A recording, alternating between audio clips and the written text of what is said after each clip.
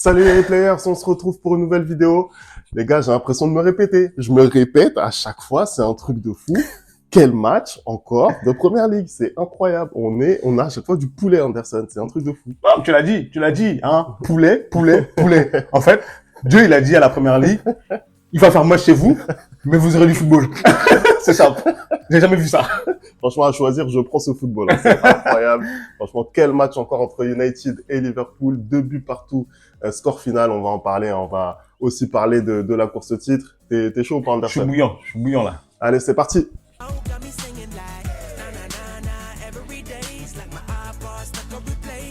Allez, on commence tout de suite ce débrief.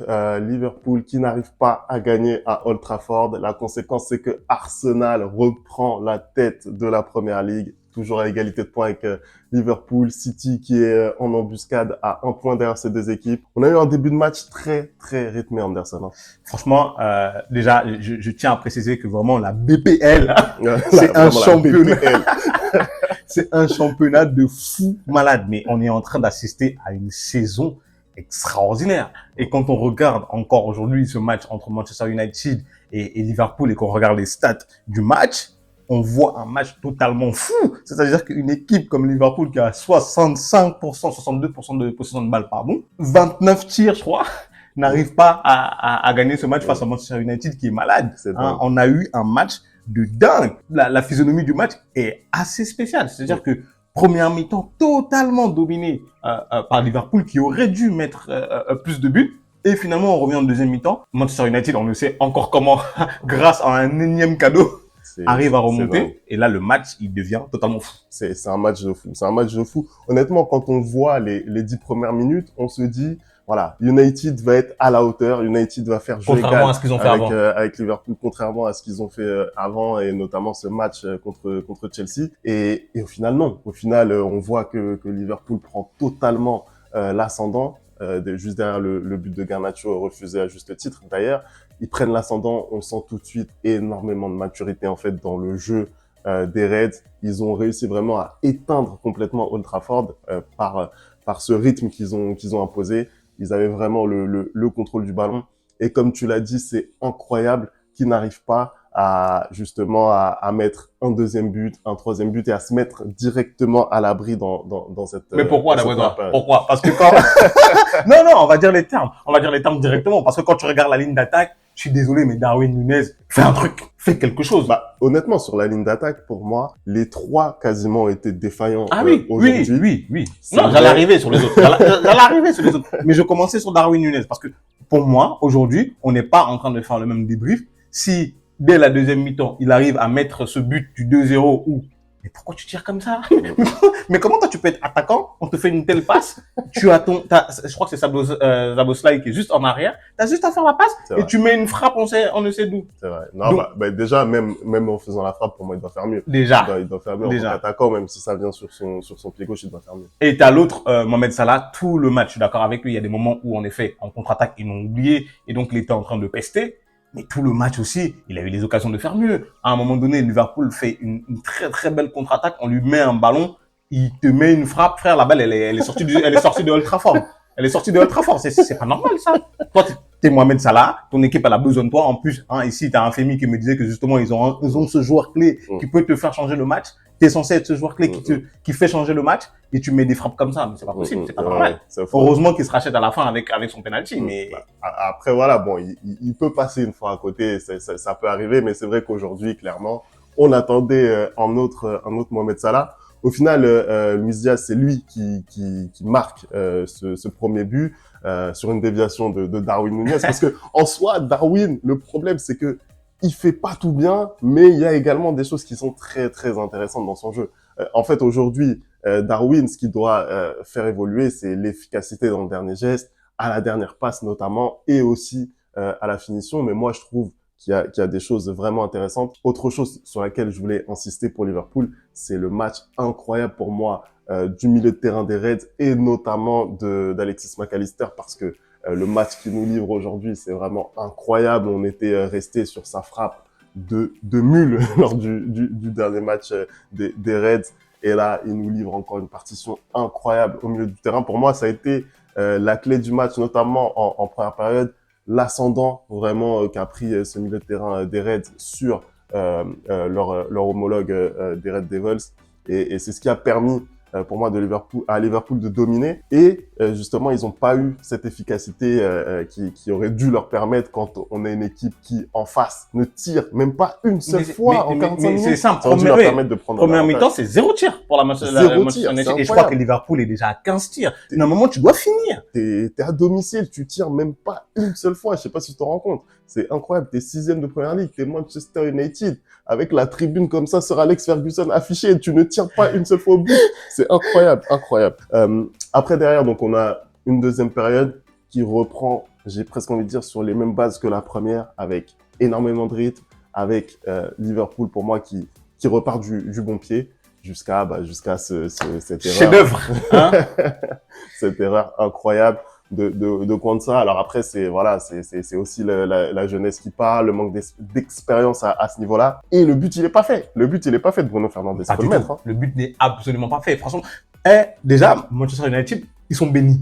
Vrai. Parce qu'à chaque fois, ils sont en train de rater leur match, ils ont un cadeau. La dernière fois, c'est Chelsea qui leur fait un cadeau. Et là, c'est Liverpool qui leur fait un cadeau. Et comme tu le dis, le but n'est pas fait. La frappe de Bruno Fernandes, elle est juste extraordinaire. Elle est fantastique. Elle est sortie d'un autre monde. Je manque de qualificatifs pour décrire ce but extraordinaire.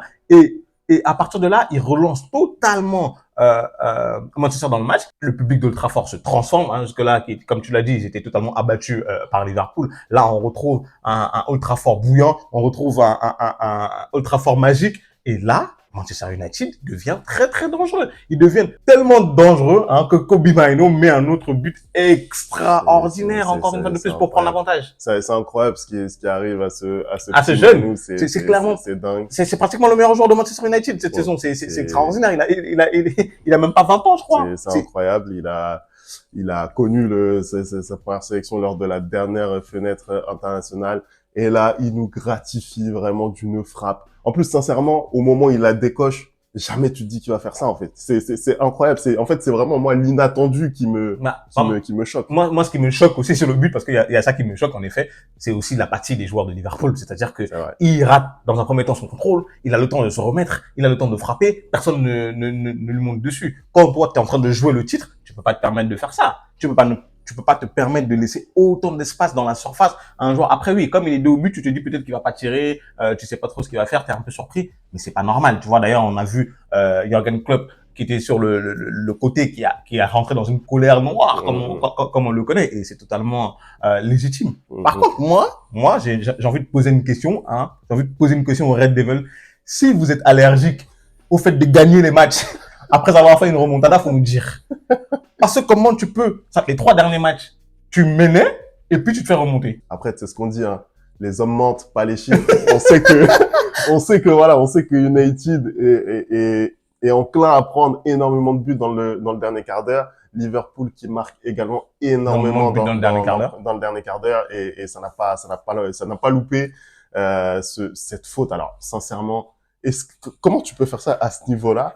Wan-Bissaka, ça, il commence à avoir de l'expérience maintenant. Comment tu peux faire un tacle comme ça? Comment c'est possible? Explique-moi dans quel monde c'est possible. Moi, je vais te dire, Femi, c'est un tacle d'assassin. Non, c'est un tacle d'assassin. Mais toi, comment ton équipe est là, hein, elle se fait plaisir, elle va gagner un match super important, hein, et toi, tu viens faire ce genre de tacle. Et puis même, genre, je ne comprends pas. Qu'est-ce qu'ils ont, Manchester United, avec les pénaltys en fin de match? Ouais, c'est dingue. Match dernier, je crois que c'est Diogo Dalot qui fait une grosse faute. Tu comprends pas pourquoi ça donne un penalty Cole Palmer, bien évidemment, et le met. Et là, pareil, t'es en train d'aller gagner un match, 86e minute, tu fais un tac, et puis même, moi je comprends pas un truc. Parce que le ballon là, il allait l'avoir comment? Il allait même pas avoir le ballon. Il était déjà passé. Le ballon il est super loin. Et lui, Wan-Bissaka, de toute façon ça se voit, lui il aime que ça. Lui il rentre dans le match, c'est pour tacler. Ça se voit. Moi je connais les gars comme ça, les gars avec qui on joue au quartier, et dès qu'il veut rentrer, il veut faire ses 3 tacles, et après il rentre, il dit il a réussi son match. Non, mais parce que je suis désolé, c'est honteux ce qu'il fait. Toi, t'es défenseur, toi, tu vas faire un tacle comme ça dans la surface à la 86e minute, alors que l'action n'était même pas dangereuse. Non, c'est vrai que c'est fou. Et en plus, sincèrement, ces pénaltys-là, ils sont lourds de conséquences pour Manchester United. Ils sont 6e au classement avec 5 points supplémentaires si tu comptes justement le match de Chelsea et celui d'aujourd'hui. ils auraient pu se retrouver très proches de Tottenham, qui est 5e. Et au lieu de ça, ils se retrouvent englués dans cette 6e place, à pas pouvoir réellement regarder devant. Et pas non plus regarder trop derrière. Enfin bon, ça va être une fin de saison un petit peu en queue de poisson oui. pour Après, pour moi, c'est un peu aussi la faute de Ten Hag. Hein. Je vais pas te mentir parce que à un moment donné, tu mènes 2-1. J'ai pas compris son changement. En fait, le fait d'enlever Garnacho pour mettre Amrabat, c'est ça? Ouais. C'est un aveu de faiblesse. Je suis désolé, c'est un aveu de faiblesse. Ça veut dire que bon, après, quand tu regardes leurs 2 derniers matchs, où à chaque fois justement ils se sont fait remonter, peut-être qu'il veut trouver des solutions pour pas se faire remonter, mais c'est un aveu de faiblesse. Quand tu vois la physionomie du match, continuer à attaquer, en fait, continuer à jouer. En fait, ils étaient sur un momentum, en fait. Ils étaient sur un momentum après ce deuxième but-là. Et le fait d'enlever Garnacho pour rentrer Amrabat au milieu de terrain, tu dis à Liverpool que allez-y attaquer. Et surtout quand tu vois la rentrée d'Amrabat, je suis désolé, mais son passage à Manchester United, il est totalement raté. Il est totalement foiré parce qu'il est rentré dans le match, il n'était pas dedans. Il n'était pas à la hauteur de ce match-là, en fait. Où est le joueur qu'on a vu à la Coupe du Monde 2022? Où est-il? Moi, je ne le vois pas. Après, je voulais aussi mettre un petit peu en valeur la défense mancunienne et notamment cette charnière centrale composée de Maguire et Kambwala. Sincèrement, j'ai trouvé qu'ils ont fait un bon match. J'ai trouvé qu'ils ont fait un bon match parce qu'ils ont été énormément exposés en fait. Ils ont vraiment dû aller au duel en 1 contre 1. Et moi, j'ai trouvé que ils ont répondu. Ils ont gagné la majorité de leurs duels. Après, forcément, quand tu prends 2 buts comme ça dans un match, voilà, c'est compliqué de dire que tu as fait un énorme match. Mais par rapport aux situations qu'ils ont eu à gérer, j'ai trouvé qu'ils s'en sont plutôt bien tirés. Maintenant, si on revient un petit peu au classement et à la course au titre, là, on a encore une fois un suspense incroyable qui s'offre devant nous. On a Arsenal qui récupère la tête de cette première ligue, 71 points, à égalité de points avec Liverpool, meilleure différence de but pour Arsenal. Manchester City qui est à 70 points, juste 1 point derrière. Anderson, je vais te poser la question comme je le fais maintenant chaque semaine. Qui sera champion, Anderson? Écoute, Femi, je vais te répondre comme je réponds maintenant depuis quelques semaines. J'ai l'impression vraiment que Liverpool va le faire, même si là on voit un match comme ça, normalement ils doivent le perdre et finalement ils arrivent à remonter dans le match. On ne sait pas comment. Bon, après ils jouent Manchester United, donc c'est peut-être un peu pour ça aussi. Mais je pense que Liverpool va aller au bout et surtout, en fait, on va encore reparler une fois de plus. Le calendrier, Arsenal a encore Tottenham à jouer et on sait comment Tottenham va vouloir embêter Arsenal. Si Tottenham a la possibilité de jouer leur vie, de donner leur vie sur le terrain pour pas que Arsenal soit champion, ils vont le faire. Et de l'autre côté, tu as Manchester City qui va être engagé dans une double confrontation très physique avec le Real Madrid. Arsenal de même. Avec le Bayern, Liverpool à côté, eux, ils ont rien à jouer. Ils ont l'Europa League, c'est ça, ou la Conference League, je sais même pas. L'Europa League. Je sais pas c'est quoi la compétition qu'ils ont encore à jouer, mais tellement c'est pas important, voilà. Donc pour moi, ils vont aller tout droit. Après là, il reste 7 matchs. On n'est pas à l'abri de faux pas à gauche, à droite. Ce qui s'est passé le week-end dernier, là on voit que le classement bouge continuellement. Mais pour moi, c'est Liverpool qui va réussir à aller au bout. Écoute, on verra ça. En tout cas, c'est un match nul aujourd'hui à Old Trafford entre United et Liverpool. Merci d'avoir regardé cette vidéo. On n'oublie pas les bonnes habitudes, le replay foot. Vous me dites ce que vous avez pensé de ce match. Et nous, on va se retrouver très vite pour des nouvelles vidéos. La Ligue des Champions arrive. Les choses commencent. Les vraies choses arrivent. On va se retrouver avec des avant-matchs sur les 2 plus grosses affiches de ces quarts de finale de Ligue des Champions. Et puis, on se dit à très vite pour une nouvelle vidéo. Ciao!